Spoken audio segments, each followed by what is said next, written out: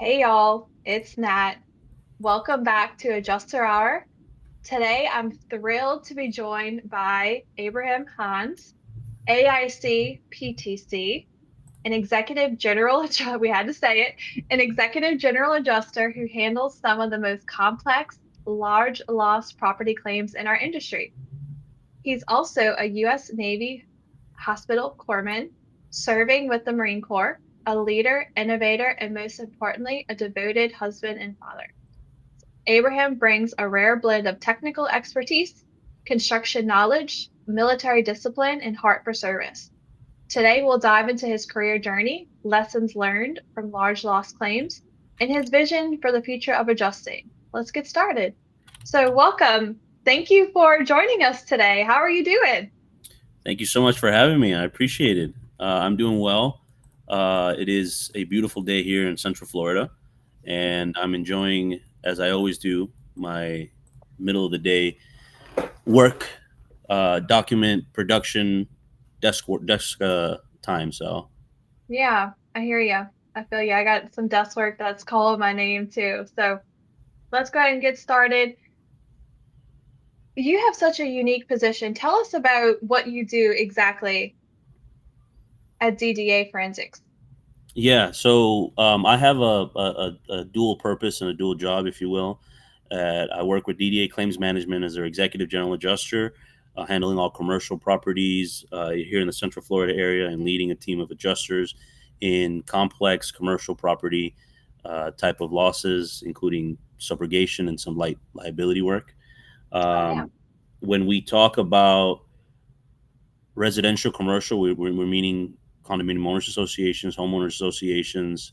When we talk about light commercial, we're talking about small businesses such as strip malls, mercantile, brick and mortar type of uh, retail stores. Then when we get to bigger commercial, we're talking about hotels, motels, Holiday Inn, right? Uh, and we get to industrial as well, warehouses, chemical production and manufacturing plants, um, metallurgical and mining facilities, those types of stuff. So I definitely think that the commercial side, you don't get the cookie cutter aspect of the residential side. So to me, the commercial side is the most interesting, as well as economies of scale in the commercial side, which means that the exposure is larger, which means the pay is larger, and the entire just the balance and the risk is bigger, and that to me that excites me. It's a Rubik's cube, if you will, that fights back while you try to solve it, and it keeps me alert and gainfully employed. So I really enjoy it. That's the 50%. The other fifty Okay. percent is I am a general contractor, roofing contractor, pool contractor, solar contractor, and an electrical contractor as a consulting for DDA forensics. Wow. So my expertise is mostly utilized for litigation purposes when it comes to analyzing, documenting, inspecting, and opining on types of losses that may be contemptuous, litigated, represented, those sorts of things. So typically, when somebody who hasn't or even has built something says that it's going to cost this much, I get put into the matter to comment on scope and feasibility. So, Okay. Well, what originally drew you into the field of property adjusting and what continues to motivate you? yeah, my father started adjusting a while back, and what really attracted him to it was the independence of it and the autonomy of how he could pick up assignments. And he was an insured himself when his small business suffered a loss that was disclaimed or denied. Mm, And at that point, it was back in 2003, 2004. He essentially said, "Hey, it's the language barrier. I need a reinspector." And a reinspector came out that spoke Spanish, and they were able to, settle the claim without any representation. So it was an overturned denial, if you will, by the mm, insured, and he liked it so much that he kept on it. And I remember when I was graduating high school, he was still in the BP oil spill, small business interruption type claims. Yeah. When I joined the military, after I left active duty, I thought to myself, this is something that I have essentially been doing in the military when I haven't been doing combat medicine. And I'll Mm. explain to you further, uh, Yeah. We'll get into that. further into the discussion, but you'll see how there is a parallel between the skills that I learned in the military and the skills that I employ today. Oh, I love that. Yeah. And what really motivates me and continues to motivate me is the insured.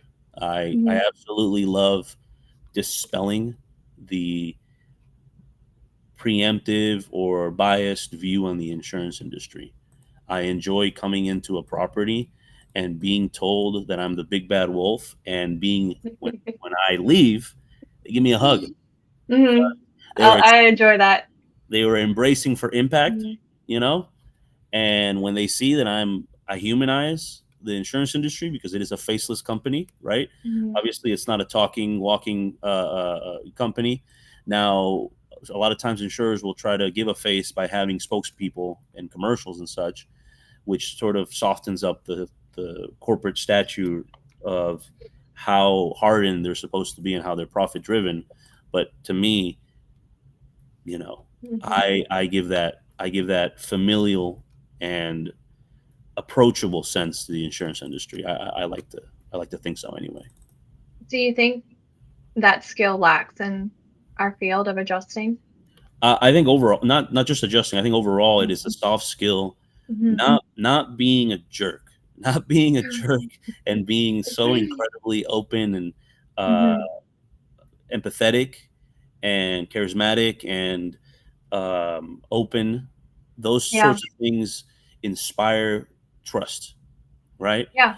And I've seen adjusters who will just be quiet the whole inspection. They won't Mhm. talk to the contractor. They won't talk to the insured. They won't talk to any of that. And what that does is it just erodes the public trust, Yeah. as opposed to, and this is something that I reuse and whenever I go into people's homes. I don't typically go into people's homes as an adjuster because I don't do residential adjusting anymore. I typically go into people's homes as an expert, as a contractor, right? Mhm. So I know this is going to court.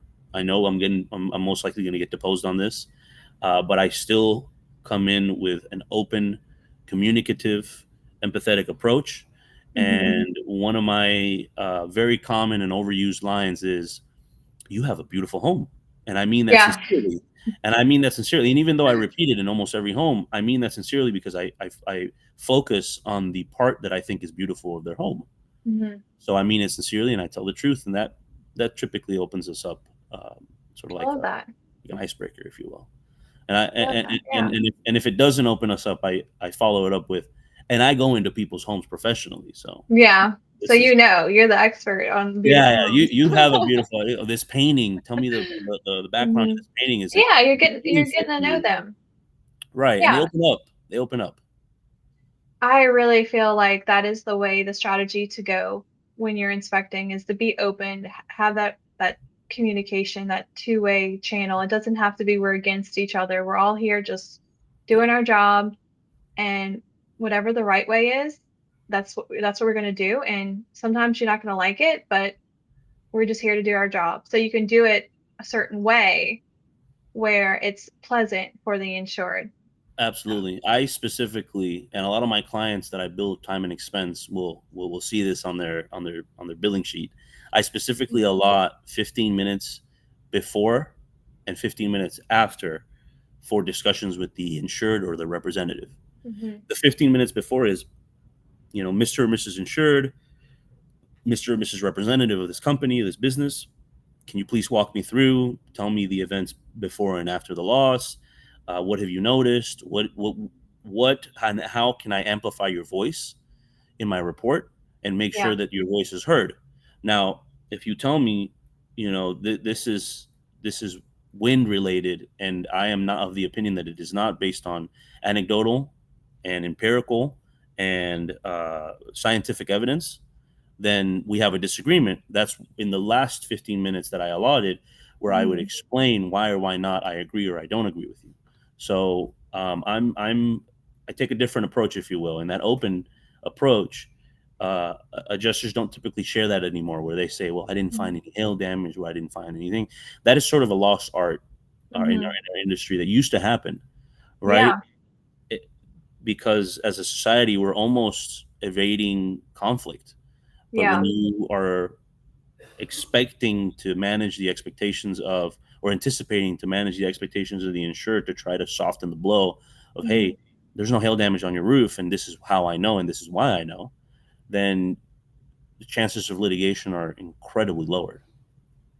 I 100% agree. And not to toot my own horn, but it's my show, so I can toot all I want, I guess. Um, Beat that I drum. Get on that hill. Shout it from the mountaintops, Natalie. well, I would do that with my insurance and tell them, hey, look, this is what I found. This is most likely going to be the outcome.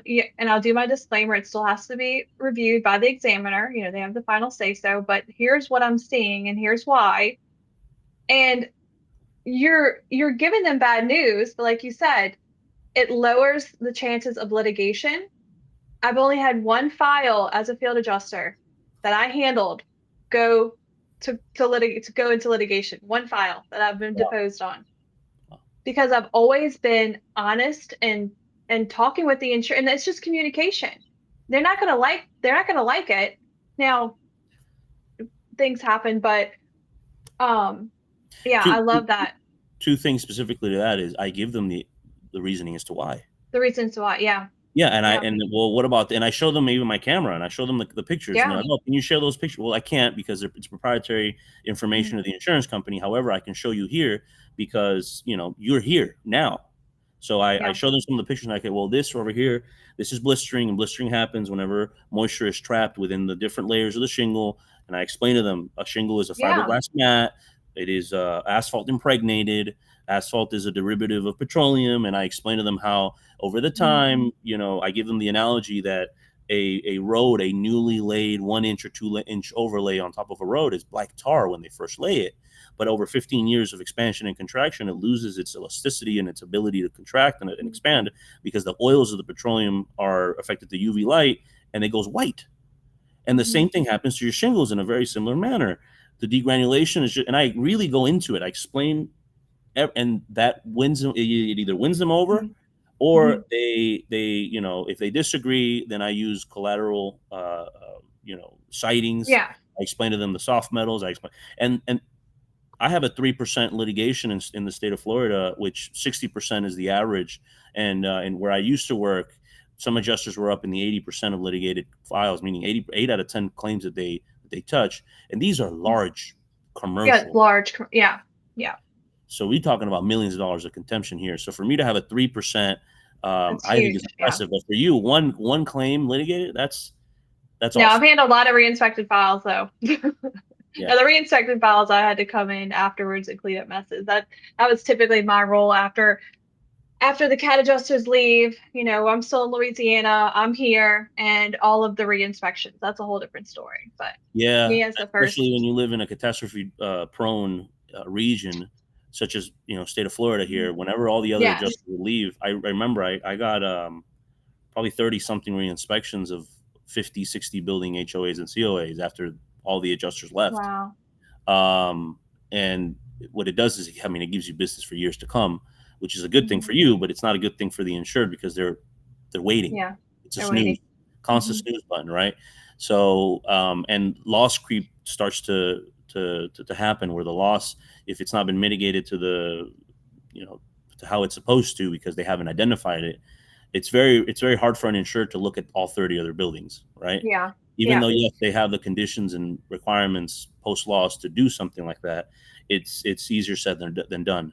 So sometimes I will get out and do a reinspection of a 30 building HOA and say, hey, in building 25, this has been leaking since the storm. The flashing came off. And before you and I got on this call, Jamie Bennett and Jamie's our business developer. Him and I were on a strategic call. We were talking about different loss creep, different failure to mitigate aspects, because we're building a class right now or revamping a prior one of my class called Anatomy and Mhm. Physiology of Roofing Systems, and that was one of our topics of discussion was, you know, other than material identification. But yes, it's it's uh it's Yeah. serious. Whenever you're open, it Mhm. it softens the posture of everybody involved. I love that. Yeah. And I know you juggle a lot from adjusting to military service to family life. How do you manage your time and mental load across these roles? I am a big time compartmentalizer. Big time. Okay. When I am in the military and I'm wearing my military uniform, I act in a certain Mhm. fashion with something called military calling, or military. What's the word? I'm blanking out on the word here because I'm in adjuster role here. Mhm. But the point is I hold myself in a certain way. If you meet me at an event, I'm more joking, more open and funny, if you will. But in the military, I'm a little bit more serious, and my jokes, even though I continue to make jokes, I'm more serious about them. So, Mhm. but yeah, I'm a compartmentalizer, and at home, I'm just a goofball with my kids and my wife. So, Yeah, I love every that. now, I am a big time multitasker, so I will be adjusting a claim and then filling out something for one of my Marines or one of my sailors at the same time, dual screen. Mhm. Dual screen. So yeah, that's it's almost by design that I'm so busy. Well, how has your service as a Navy hospital corpsman shaped your approach to problem solving and crisis management? So what's not very known about the hospital corps is that some of us go to the Marine Corps, some of us go to the Navy. I have been in the Marine Corps, Fleet Marine Force my whole career, even though I am a Navy sailor. Um, Mm, I've been on a ship for a maximum of 36 minutes when we were, transporting casualties from ship to ship, that sort of thing. And I have been a sand sailor. I've been to the Middle East all over, and I have been to the Arctic Circle. So oh, wow. the reason for the Fleet Marine Force side and why I'm explaining it is one of my key specialties was aerospace medicine, other than combat medicine, because you can't be in combat all the time. So there's a clinical setting, and within the Mhm, clinical setting was aerospace medicine. So if you've seen one of those, all the pilot or naval aviator movies, you see mhm. like Top Gun, how Ben Affleck, I think it was Ben Affleck, in that movie, he was cheating on his eye exam, right? It's because they have parameters and standards that are very tight for naval aviators, specifically student naval aviators, for you to actually come in. And then naval flight officers, astronauts too. I did astronaut physicals as well, and aircrew physicals. And so, if you see that as a package, right? Mhm. Ancillary studies, blood work, urine, physical musculoskeletal findings, eye exam, and neurological findings as well. If they have something that doesn't actually fit into the requirements, then you need to fulfill a waiver, right? Mhm. And if I can convince naval medicine that a pilot that needs thick glasses, or a pilot that needs, that has pain in his ear every time he goes flying, if I can convince them that they can still fly, then boy, can I convince an insurance company that a claim is covered. So that to me was a big preparation. Mhm. The same way that I used to prepare files before sending them up to aerospace, the actual waiver and approving guide or entity is the same way that I prepare files. I Yeah. anticipate questions. I try to make it so the person that reading it was in the middle of the exam, or for adjusting was in the inspection.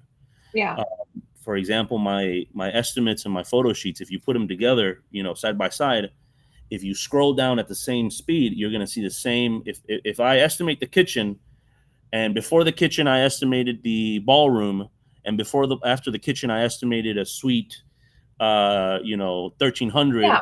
then the photos are going to be in sequential order. You're going to see the ballroom, the kitchen, and then the suite 1300, right? Of course. So to me, if I make it easier on the claims examiner, if I make it easier on the waiver authority, then that pilot can fly again, or that claim can be paid. So that's sort Oh. of the approach I took. Another thing is, little known fact, when you're in the medical community, everybody seriously becomes a scribe, which is essentially a Mhm. note taker. So when you notate and you have shorthand, scripting, it helps you in documenting. So when you see my notes that I have in files, I typically speak very properly. For example, um, insured reported, insured declared, Mhm. insured inferred, adjuster presumed, adjuster reviewed, adjuster, that sort of thing. And every one of those words has a meaning, and it helps in the long run come litigation. I write as if we're going to get sued on every claim. Of So course, that's the goal. and that's how I used to notate my patients. Mhm. Patient ambulates to medical, chief complaint, knee pain times 3 days, exacerbated by, and then it continues on, right? So that's really what the Navy Hospital Corps gave me Oh, as an adjuster. So, I love that. yeah. Well, what are the most misunderstood aspects of policy coverage in large losses? I'm kind Um, of hitting left field on you, but Exponential exposure and mm, coverages that are not ISO fitting. A lot of adjusters and residential adjusters mm, will get used to and complacent to the cookie cutter coverage and the cookie cutter home. mm, In the commercial aspect, like for example, wind driven precipitation, wind driven rain or wind driven precipitation in typical residential losses is not covered unless a peril or covered peril created an opening, right, to allow that wind, snow, hail, sleet, rain to come in, right? In the commercial side, that's mostly not true. There's mostly, for example, condominium owners associations have wind driven precipitation sublimits. So mm, that's like an misunderstood aspect of commercial policies, is the fact that you will not be able to not read the policy. You have to read the policy. In fact, even on task assignments, when you send an adjuster, a commercial adjuster on a task assignment, which you shouldn't, but let's mhm. say if you do, you should still send them the policy. Well, yeah. Still, even for discussion purposes, even for communication purposes, because, like for example, signs, awnings, they most likely have a sublimit based on perils that are storm or catastrophe related. Mhm, Uh, you might have specific coverage underwriting advices that you need to follow. For example, sprinkler systems need to be active, or sometimes a policy will say that they should be wet, fulfilled, mhm. or filled pressurized sprinkler system as opposed to dry, which is different. And what you do as an adjuster, you go in and you confirm while you're there, Yeah. because something as innocuous and as accidentally filling something out wrong on a form in a commercial Mhm, form could potentially misrepresent and break the entire policy. I've seen that happen in some of my claims where they say one thing and it's another. And once you see that it was on purpose to lower, uh, you know, uh, uh, premiums, then yeah. it turns to sour. It turns very sour. But on the other side, if you confirm and you review that the things that the policy is stipulating are true, then you're just little by little amounting that mountain or that hill of coverage that you got to get to coverage, right? Coverage land, if you will. So Yeah. Well, yeah. when it comes to coverages, we can get to litigation. So, what key differences should adjusters keep in mind when preparing for litigated claims versus unrepresented ones? So, I treat every claim the same. I mhm, over document, which it shouldn't be over documenting. It should just be documenting. But for hyperbole purposes, I over document my files because I never want to be caught in a mhm, deposition with an answer such as "I don't know." yeah, Now, don't get me wrong. I made 8 years ago, I made one mistake on a file. I've, that's a little joke. yeah, I tell people I've only made one mistake, but yeah, the point is that I over document the hell out of my mhm, file, and because I'm anticipating litigation at yeah, all, right? It's strategic in nature, but it's the truth. That's what I do.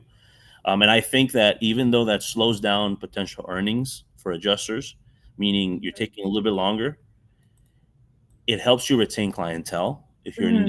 you're true independent, your clients are the firms, the IA firms.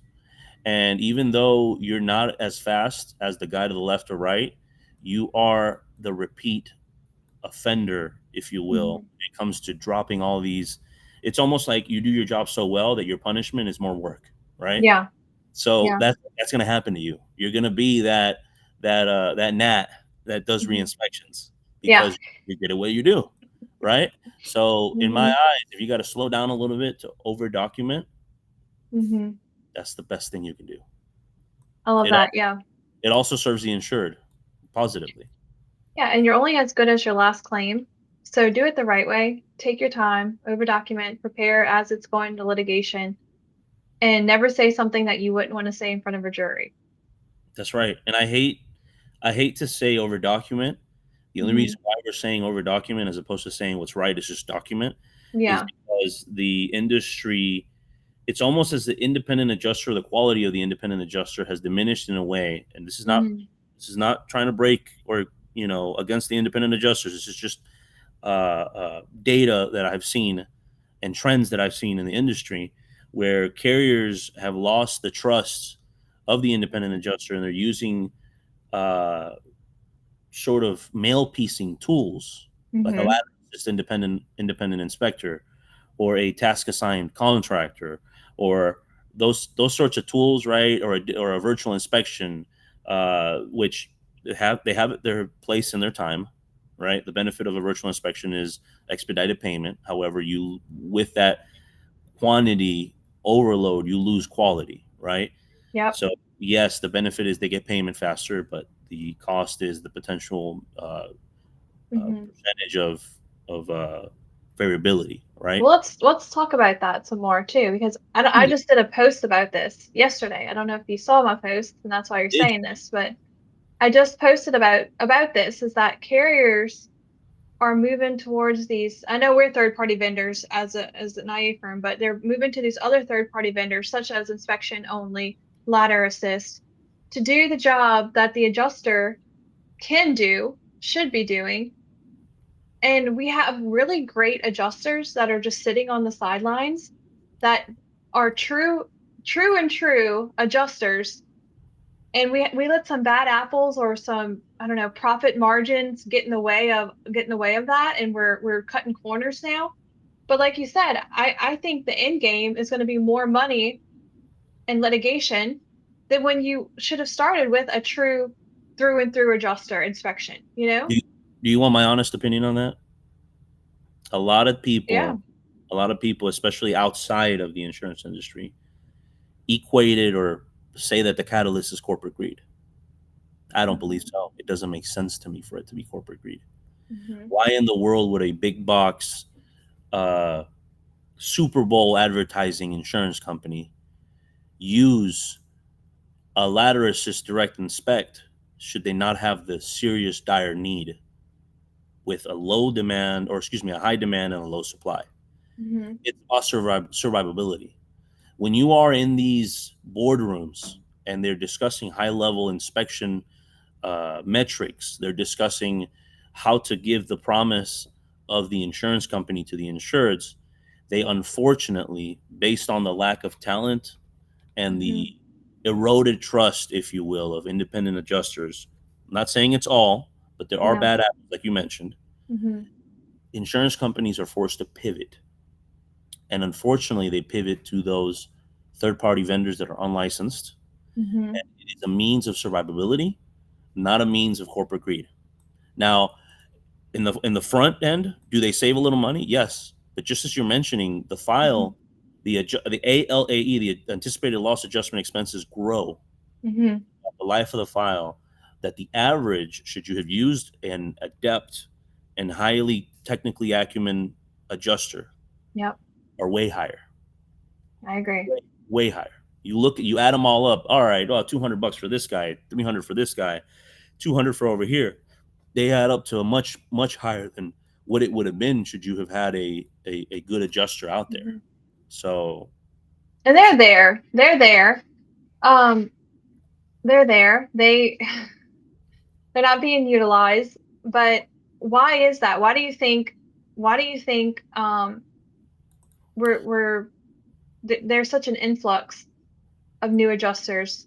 There's a lot of programs out there that make the promise of, I'm going to teach you how to do this job. It's going to only take you X amount of weeks and you're going to make so much money.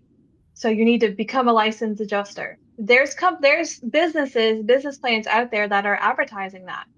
Now, if you're doing it for the money, you're doing it for the wrong reason. We all have to have a revenue driver, of course. We all have to have a job.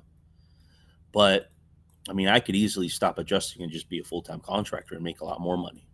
But it serves and it takes away from the purpose-driven occupation that I entered. Yeah. And that is to come in and do it for the right reasons. Now, there are necessary evils. So even though I will criticize and say that in an ethical and a moral manner, in a gray area, those programs are wrong, we need them because recruiting is an all-time low. And I do hear that this metric that 80% of the insurance industry is going to retire in the next 10 years.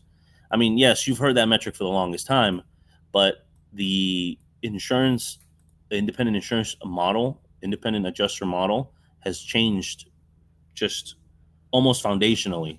I'll put it this way. The independent adjuster, the old time independent adjuster before 2005 was the staff adjuster that had retired from a 30-year, 40-year career, successful career, and they were a true expert, so they became a consultant. A consultant when you become a freelance consultant or an adjuster for hire, when you know what you're doing and you know it very well, right? And you do it, and you did it to supplement the supply of skills that the high demand of that catastrophe required, right? So you used to see a lot of old timers as independent adjusters back in the day. Remember, I've been in this industry for a while. I just haven't been doing it for a while because my father, pre 2005 started as well, and you would see those old timers. You would see those retirees from other professions. Now, from 2017 specifically after Irma, you see a different kind of adjuster. You see the almost the adjuster bro culture, right? I hate to call it. I might have coined that term just now. I don't know if anybody's used it before, but the adjuster bro culture is more adjuster bro culture. Turn and burn. It's almost like the Solar Bro or the Wall Street Bro culture. It's turn and burn. It's don't get enough sleep, get on a Red Bull and a Monster, and go out and inspect as much as you can, and turn it in, bill, move on to the next one. Should you have an issue with the prior one, you'll deal with it tomorrow. That's tomorrow's problem, right? That's that kind of culture, as opposed to a proactive risk management culture of, I'm going to get my ducks in a row. Before I go out to the inspection, I'm going to virtually research the inspection, look at permits, look at the property record card, look at historical or satellite views, look at street views, different, not just one provider or vendor of historical views, but look at multiples. Try to have a history and a note of what the risk is before you go out there. That proactive approach is what I do. Yeah, absolutely. Or in multiple courses, I do most of my research before I even go to the property. Yeah, absolutely. That's what you should be doing. You're an investigator. You should investigate the loss to its fullest, and that means doing that historical data, doing the extra steps, going the extra mile, because that's what it is now, right? It's going the extra mile now versus it was standard procedure. Go back to my over document. It's now we're calling it going the extra mile. Yeah. Now we're calling it over document. Really, it's just document. Yeah, it's just doing your job, but now it's going the extra mile and helping those newbies kind of see this is the way it's supposed to be done. You're not doing anything extra. You're not cutting into your bottom line. This is what the job is. Maybe you were just promised the wrong thing, and Exactly. You were promised you the wrong thing. you fell for it, and Exactly. now we're here. And Yep. I think that's just the brutal, honest truth. And I think it just needed to be said, and not just have, I'm in the Facebook. We talk about this every episode. The Facebook groups, they're out of control. I don't know if you're in any of the Facebook groups. I don't have Facebook now. Okay, that's great. Well, the Facebook groups are these claims adjuster networks or newadjusters.com, and just whatever it is, okay? And it's all of these new adjusters that will post anonymously and ask, oh, I just got my Texas online, license. What do I do now? What do and then here come the piranhas, and they just attack this newbie anonymous participant with just the most harsh words. But the truth of the matter is that it's, I don't know. I don't what do you tell It the should be newbies? it should be a mentor-mentee relationship. This Hmm. industry should be heavily on mentor-mentee programs. Yeah. And I come from in the military a heavy mentor-mentee. Hmm. Same. Exactly. Exactly. That's So how I got started, was with mentors. the way I see it and the way I got started, unfortunately at the time I didn't really have a mentor. However, Hmm. I made a very critical assessment of the industry. And Hmm. within a month and a half of being an adjuster, I did, however, have the blessing of starting up with a premier adjusting firm, CJW Hmm. and Associates, Kramer Johnson Wiggins and Associates. And I was very blessed and very lucky to be Hmm. introduced into such an amazing. I mean, their trademark is the art of adjusting, so that should Oh. tell you where it was because they got bought out. And Hmm. that they got bought out by Very Claim, who got bought out by Cedric, so now they're Cedric Delegated Authority. So Hmm. that should tell you the fact that you have a trademark. The art of adjusting should tell you the finesse and Hmm. approach that they had. And I was very blessed in that aspect. However, even though I was in there, I didn't really have a mentor. I did have a lot of high uh, performers around me and Hmm. to my disposal, so that helped. But Yeah. when I came in about a month and a half in, I did a very critical assessment of the industry by asking certain players and stakeholders, what are the main points of failure in an adjuster's career? Hmm. And I, inputted them in an Excel spreadsheet, answer by answer, and I saw that the overlaying majority said these four things: roofing knowledge, Hmm. water mitigation and remediation, cabinets, Hmm. and communication. Wow. Those are the four attrition Hmm. catalysts, if you will, that Yeah. in my critical assessment, and this is not a scientific study at all, right? This is Hmm. a survey. This is more anecdotal than anything, but because I acquired those four key points, I used them as learning objectives in my career. And I Hmm. specialized in roofing first so much that I became a licensed roofing contractor. Wow. Yeah. So one by one, I touched each one of those attrition rates and Hmm. became an expert on each one of those things. So that really is something that drove me into where I am today. So Well, that's how do you mentor or guide the younger adjusters entering the industry? How do you get their attention, and make them want to be mentored? my, a lot of people think that I'm very active with the claims associations because I like to hear myself talk. That's not true. Hmm. I do it because I want more Hmm. exposure to, and the main reason why I joined, I used to run the Orlando Claims Association, if you're not familiar. The main reason why I joined the Orlando Claims Association is because I'm an Orlando homeowner. So I Hmm. don't want any trash adjuster coming in and adjusting one of my claims in my. Yeah. So I Yeah. said to myself, what is the best way I can touch this industry and better them? So in the event that I have a claim, I'm not going to have anybody coming in and mishandling my claim and putting me in the predicament that I so happily, Hmm. proudly evangelize that is not the true of the industry. I constantly Yeah. say, to plaintiff attorneys and public adjusters that have been over to the, both sides, that they unfortunately had experiences with the worst of the worst. Mm-hmm. But I have been blessed enough to not ever do any work with any carrier that has ever wanted to minimize or deny out of anything that is stipulated in the contract.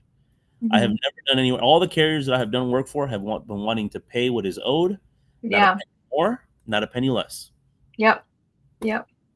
So I've been very blessed in that aspect. And like I was saying, I joined the Orlando Claims Association to make sure that I've never, in the other side of that argument, Mm-hmm. I like to, shout it from the mountaintops that adjusters and carriers are good people, and the what's the word I'm looking? The outliers. There you go. The outliers Mm-hmm. are truly the people who are talked about the most. The 1-star reviews, Mm-hmm. they're highlighted. The policyholder will complain. Half the time they get a good adjustment, they close their claim, they won't call in and say compliment. But Yeah. most of the time, if they have an adjustment that is not up to their liking or what their expectation was, they will complain a lot. Mm-hmm. So yeah, that's just my take on why I joined the Orlando Claims Association and sort of uh, Yeah. macro mentor to people. Macro mentor people. Okay. During your time at Orlando Claims, how did you get, or did you get new adjusters, or did you get newer professionals to come to those meetings and engage? So my main uh, review before I did anything was more about legacy and data. And I saw Okay. trends that when you have legacy events, people anticipate and Mm-hmm. people look forward to, Okay. right? So if you have the same event again every year, every other year, right, Mm-hmm. and people are anticipating it, then it's going to drive attendance. Number one. Okay. Number two, if you give value to the Mm-hmm. people who don't want to leave their home, Mm-hmm. if you give them classes that are pertinent, that are crucial, Mm-hmm. they will come out and they will pay money and they will thank you for Mm-hmm. making them put on pants when they were working remotely in boxers. Yeah, that's the challenge, is getting them out of the house to come to a luncheon. You Because can do I'm it. Yeah. It's doable. We did it. I mean, Mm-hmm. we went from having an average of meetings with 30 something adjusters to selling out. Now I think we're on our third or fourth year where we have sold out every single event. We're talking Wow. 500 people at the cook-off. We're talking 360 people at the gala. We're talking, Wow. yeah, yeah, yeah. That's So amazing. the point is that whenever we were doing classes, it would be thematic. I would Mm-hmm. actually try to encourage a thematic undertone. If we're going Yeah. to do hail, or if we're going to do, for example, we did a webinar series. We started with wave versus surge. Then we went to flood fundamentals, Mm-hmm. and then we went to wind, exposures in the details type of review. So the wind versus surge, we're talking about the storm surge versus the actual wind. Mm-hmm. And when you talk about that, the purpose is due to concurrent causation clause in insurance contracts, right? You Mm-hmm. need to separate. And then when we went over to the flood, we did it due to try to explain and bridge the NFIP program and the reasoning as to why, for example, flood zones A and V, A meaning acceleration of waves, meaning the flood zone will come in from whatever hurricane or storm is coming in, versus V, V is velocity of waves, A Mm-hmm. is accumulation of rain or accumulation of water. So A meaning anywhere where there's a basin, anywhere where there's a depression, where there's a valley in the landscape, and if it rains a lot, water's going to pool there. So those are the flood disaster or potential areas based by NFIP. And the reason for that flood fundamentals is to bridge and even the residential adjusters that don't do flood, to try Mm-hmm. to help them understand where and when the flood estimate begins versus the wind estimate, because it's important. And then finally, the wind exposures and the details type of estimating course. So that part webinar builds on itself. Mm-hmm. It's Yeah, that's what thematic. you're saying. And I started doing that constantly. So Mm-hmm. these adjusters could see the value in coming to every single one of my events, because if you don't come to one, you're going to miss some high level stuff. Yeah. And I do that in all, I think I'm up to like 17 courses now that I've created and curated for different clients. Oh, And wow. some of them, most of them really are thematic. But some of them are, like, for example, what I was talking to Jamie before we came off, anatomy and physiology of roofing systems. It ties in my medical background with my Mm-hmm. contractor background. So I do a comparison, almost to a molecular level, of the human systems Mm-hmm. and the construction systems, right? So, for example, the integumentary system, which is the skin and whatever holds you together, right? I compare it to the facade or the exterior envelope. The skeletal system, I compare it to the framing. The HVAC, I compare it to the pulmonary system.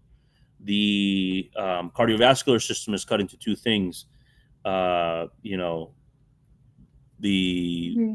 actual venules, vesicles, veins, arteries, arterioles, all the different types of vessels, they're all broken into water supply lines, right? And then the drainage of the water supply line is the intestines. Mm-hmm. So I do that type of analogical sort of um, education. So if you know something and you understand something, you don't have to memorize it. Yeah. So that's really what really inspired that type of course, and it's all thematic. It's all No, uh, that's great. That's a great strategy and something that I'm gonna have to try to implement at Baton Rouge Claims because on that.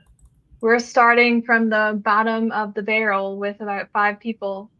And Let me know if you now, need assistance. I'm happy to assist in any way I can, thank um, you. and drive up, even through social media Hmm. marketing, drive up attendance or drive up um, Yeah, that's the plan. awareness, assist with course curation, going up Hmm. and teaching, whatever you need me to do. I'm happy to Well, assist. appreciate that. Yeah, I appreciate that. We'll see. Our next meeting is October 8th at City Pork on Perkins Highland in Baton Rouge. So if you are listening from Baton Rouge, shoot me a message. We will get you the details. But oh, And outlying areas too, not just Baton yeah, Rouge. and Don't limit outline. yourself. Hey, I need people to, I need my people close to try to get here first. And by the way, since you put that plug in, I'm actually running for Mm. the Tampa Bay Claims Association president this coming up Oh. October 16th. So if you're listening from Tampa area and beyond, register to be a Tampa Bay Claims Association member, pay your dues, and come Yeah. over to vote for me. And if you don't know whether you should vote for me or another candidate, bring a coin and flip it. And if it's heads, go with Abe. And if it's tails, just use a two-headed coin. Two coin. Well, oh my goodness. So time has flown by. So let's get back on course. Still with the theme of the new people entering the industry, but maybe they're veterans and someone wants to specialize in large loss adjusting. What advice would you give them? So very similar to what I did in the beginning of my career, Hmm. critical analysis of the Yeah. industry or the niche you're trying to get into. Um, I'm a big believer that if you hyper specialize in one thing, Hmm. it's gonna it's gonna come over and affect your other areas too. So I hyper specialized in subrogation, and really the subrogation is what got me over to the large loss uh, Hmm. arena, if you will. So I've worked on some multi-million-dollar recoveries, which makes it so that I've been privy to see what those executive general adjusters. I think I've probably seen the work product of somewhere around 250 to 300 executive general adjusters. And those are some high level adjusters. So I've gotten the best out of all 300 of those because I've been able to be privy to the reports, the way they handle Hmm. the claim, the type of handling that they did, those sorts of things. So when I did subrogation, I learned more about large loss adjusting than I did adjusting. Uh, Hmm. so in my eyes, if you do a critical analysis of the risks, the pros, the cons, the hurdles, the pain points, you are able to train yourself and position yourself in a way where when the calling comes, you're there. So if I were somebody, an adjuster that wants to specialize in large loss, I would look into Lloyd's, look into those associations that um, reference and associate themselves with Lloyd's, because those are the largest insurers of the largest properties in the United States. The United States self-admitted domestic does not have the Mhm. appetite for catastrophe that the Lloyd syndicate does. Yeah. And they also have a unique way of insuring. For example, market shares are like taking little bites off of an elephant, right? You only take Mhm. as much as you can get, and there's syndicates that have a higher expectation or higher um, desire for risk, so they'll take 50% of $100 million risk as opposed to Mhm. taking that 5, 10, 25. So Yeah. if you want to associate yourself with large losses, start adjusting Lloyd's claims, start looking into it. We'll look Mhm. at the construction methodology of high skyscrapers, which is completely different than slab on grade foundation, which is residential.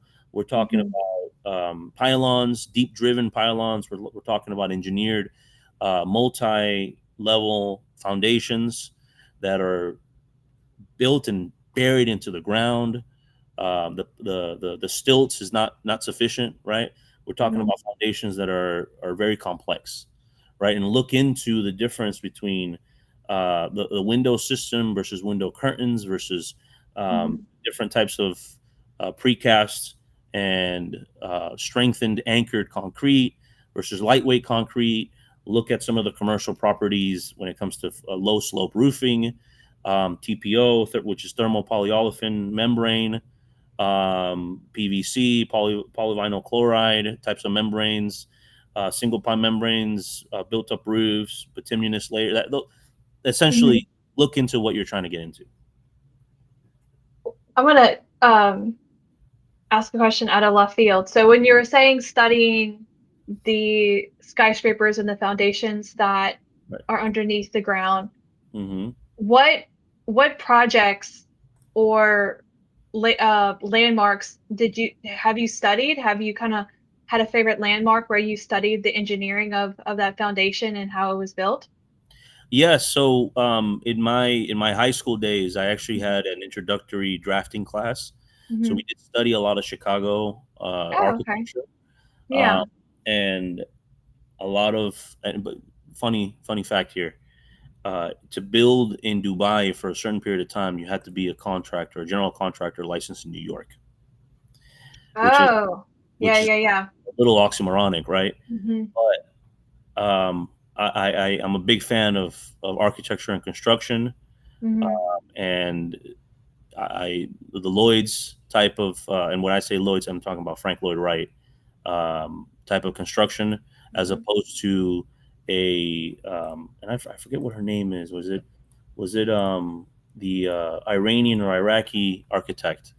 But the point Mhm. is that if you look into these types of iconic designers and you study some of their buildings, you're really going to get into uh, Yeah. off the field, off the reservation type of construction. But when it comes to a dime a dozen approach, you should Mhm. just look at civil engineering YouTube pages. Mm. Okay. Yeah. That's good advice. Yeah. Well, I think we only have time for one more question. So I'm going to ask you about the storms that are in the, or potential, I'm sorry, potential developments that are in the Atlantic.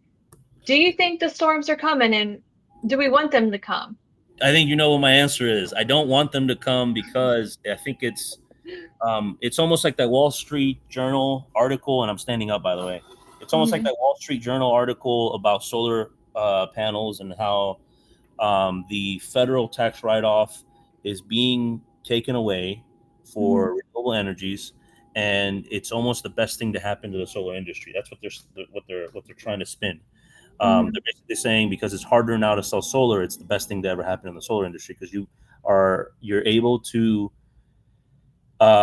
boil down your Hmm. fundamentals and work on the aspects that truly make you a great industry.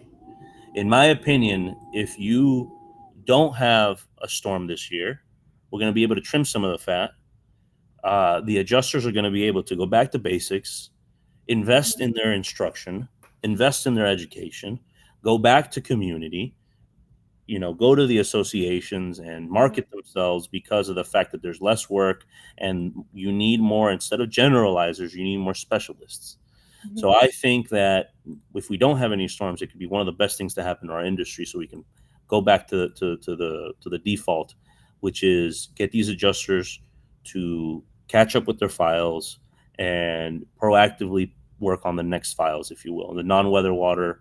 Now, in the state of Florida, even if you don't have a cat, you still have weather claims galore. So now what you won't have is you won't have the invasive species coming in and cannibalizing the claims. You won't have the adjusters from the rest of the United States coming in. You'll have Florida, Yes. true bred Florida Yeah. adjusters that I understand gotcha. code, right? The invasive species. I like how yeah, they come from all over the place, don't they? And then they leave. Storm chasers. Nothing against them. There is a niche for you. There's a need for you. Of course. But if you're busy all the time, you cannot sharpen your sword. That's right. I love that analogy. You can't sharpen your sword. Yeah. Yeah. Speaking of storm chaser, I think there is a place. I think it's great when there is a need, but the daily claims, working daily claims, is truly a way to expand your expertise, to gain just experience, and to challenge yourself too. Don't just limit yourself to being a storm chaser. Work on those daily claims. Get out there. You know, it takes time to become an expert, and you're not good if you want to be an expert, I guess, at wind and hail or hurricanes, then yeah, being a storm chaser is where you need to be, but there's For just the so large, much more. because believe it or not, there is storm chasing for the large stuff. There's storm chasing for the large commercial properties, and there's very little storm chasers that do those large commercial properties, but they exist because they've specialized in hail, wind, in those types of exterior clad type of losses. Of course. And another thing is, if we don't have a hurricane, you're also going to see business models shift. Businesses need to know what they're good at. Businesses need to pivot to what they're good at. So if you rely on income from storms constantly, there's going to be a time when there's no storm and you go out of business. Yeah. No, you're right. Well, Abram, thank you so much for joining us on Adjust Hour today. Your journey balancing technical expertise, leadership in our industry, military service, and family life is truly inspiring. So for our audience, I hope you've taken away not just practical lessons, I'll get to that, on handling complex claims, but also a reminder of the values that drive this profession: resilient service and integrity. We did have one question wanting to know if the trainings are available to the public. Meaning my 15 course, and sorry to interrupt you, by the way. I know you were saying your spiel, which is very beautiful, very heartfelt. So thank you for that. You're welcome. Yes. So not necessarily the public. I don't share my PowerPoints because initially in my career, when I first started teaching, and to give you a background, I started teaching in the Navy. The Navy taught me to teach Marines, essentially, so they could be extensions of my medical prowess in the battlefield. So I would teach them tactical combat casualty care, which, if you boil it down, comes down to stop the bleeding, start the breathing, right? So I would teach them some high-level medical stuff, and I would always run it by the lowest common denominator, the most Barney style, and that's why I use a lot of analogies. That's why I use a lot of colloquial, sayings and idioms. So I'm sorry, I just got a call, but let me take that off. There you go. The teachings that I do are available via the webinars or the different areas that I teach. For example, on October 14th, I think it is, the Florida Defense Lawyers Association is having me teach a webinar, and it's actually anatomy and physiology of roofing systems, where I go and I teach specifically the basics all the way to a little bit of advanced and general term for roofing systems. So go into ddaforensics.com or ddaclaims.com and sign up for our newsletter, sign up for our webinar. You can also PM, private message or direct message me, and we can, we can prepare something. I also go to carrier clients' offices. So, for example, Oh, just last week we went to Dallas and taught at a carrier client's office. 2 weeks before that, I went to another office. So, that's awesome. yeah, book me. Well, good. Okay. Well, good. That was from Susie. She's great. She's always watching, so I appreciate her so much. But that we are out of time, but stay tuned for more episodes of Adjuster Hour. And until next time, keep learning, keep growing, and keep adjusting forward. So thank you guys. We'll see you next time. Bye.